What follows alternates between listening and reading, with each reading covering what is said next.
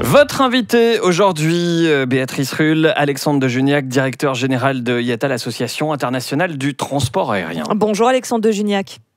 Oui, bonjour. Merci d'être sur Radio Lac. Genève Aéroport vient donc de présenter un vaste plan d'économie, salaire, primes bloquées, gel des embauches et même des licenciements envisagés dès l'année prochaine. Le secteur aérien est-il à l'agonie, Alexandre de Juniac ? À l'agonie peut-être pas, mais dans une situation très difficile sans aucun doute, puisque, comme vous savez, nous allons perdre à peu près la moitié de notre chiffre d'affaires pour l'année 2020, soit 320 milliards de dollars dans le monde. D'autre part, nous allons brûler, comme on dit, 62 milliards de dollars de trésorerie juste pour le deuxième trimestre 2020.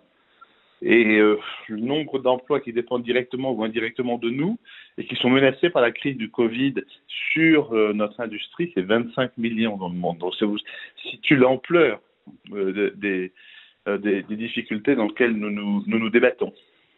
Des chiffres colossaux qui montrent l'ampleur effectivement de cette crise quasiment inédite pour le secteur aérien. Comment réussir à la surpasser ? Ça semble presque quasiment impossible quand on voit l'énumération des chiffres que vous venez de nous donner. C'est vrai que nous sommes dans une situation très difficile. Ce que nous avons fait, c'est que nous avons pris contact avec les gouvernements, à peu près une centaine de gouvernements sur la planète pour qu'ils mettent en place des plans de soutien et des plans d'aide. Je dois dire que nous avons été bien accueillis et que les gouvernements ont répondu présents pour sauver le secteur aérien.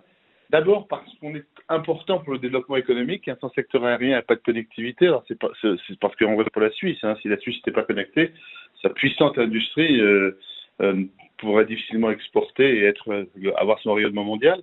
La deuxième chose, c'est qu'on est très important pour la reprise économique. Quand la crise va commencer à s'atténuer, elle commence déjà.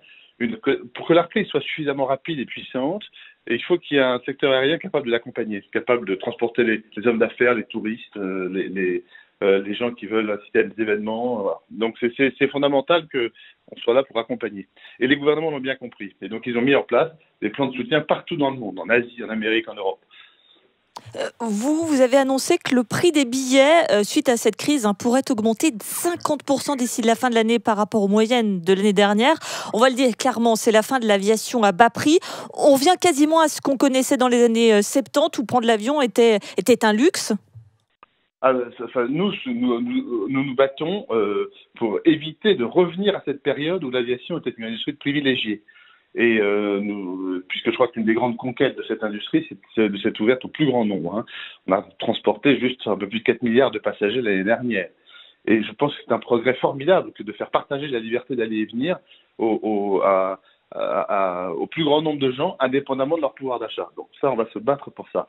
Et ce que nous avons dit simplement, c'est que si on nous imposait des mesures trop restrictives, comme par exemple de neutraliser le siège central de chaque côté du couloir, ça amènerait les compagnies aériennes soit à ne pas voler, soit à augmenter les prix d'au moins 50%. C'est ça. Et ce que nous pensons, c'est que cette neutralisation n'apporte pas de surcroît de sécurité en matière de contamination par le Covid.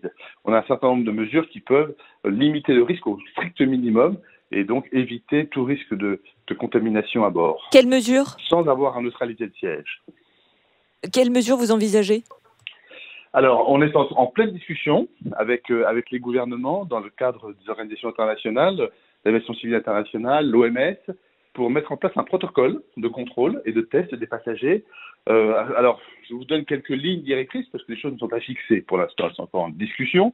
Il y aura un contrôle de température obligatoire. On pense à une potentielle déclaration de santé ou de symptômes à l'arrivée à l'aéroport, le port obligatoire du masque, un nettoyage, une désinfection systématique de l'avion, une distribution peut-être de la nourriture à bord qui soit préemballée, pré-préparée, un contrôle de température à l'arrivée.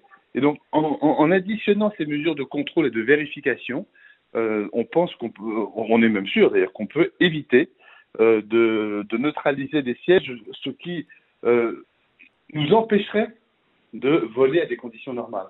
Et donc, on reviendrait, comme vous le disiez tout à l'heure, à une industrie de privilégiés, ce qui serait, à mon avis, un recul absolument majeur, sans augmenter la sécurité à bord. Vous savez, la sécurité, pour nous, c'est la priorité absolument numéro 1 sur laquelle nous ne faisons jamais de compromis. Absolument jamais. Un mot tout de même. On va quand même On imagine quand même que ce sera difficile de ne pas augmenter le prix des billets, même si vous n'en venez pas à des mesures aussi extrêmes comme neutraliser les sièges centraux.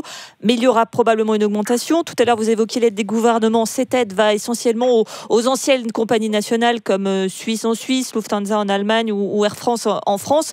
Sont exclus de fait les low cost qui sont pleines d'ailleurs. Mais est-ce que ça ne veut pas dire que ces compagnies qui ont fait d'ailleurs que le secteur aérien s'est démocratisé, qui ont permis l'expansion également de l'aéroport de Genève, on pense particulièrement à EasyJet, est-ce que ces compagnies low cost, sans parler d'être en danger, ne sont pas complètement en péril et amenées potentiellement, voire véritablement à disparaître?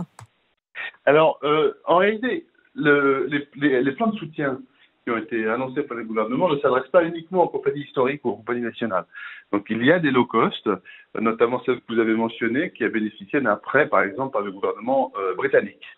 Et il y a des low cost au Canada, il y a des low cost en Asie.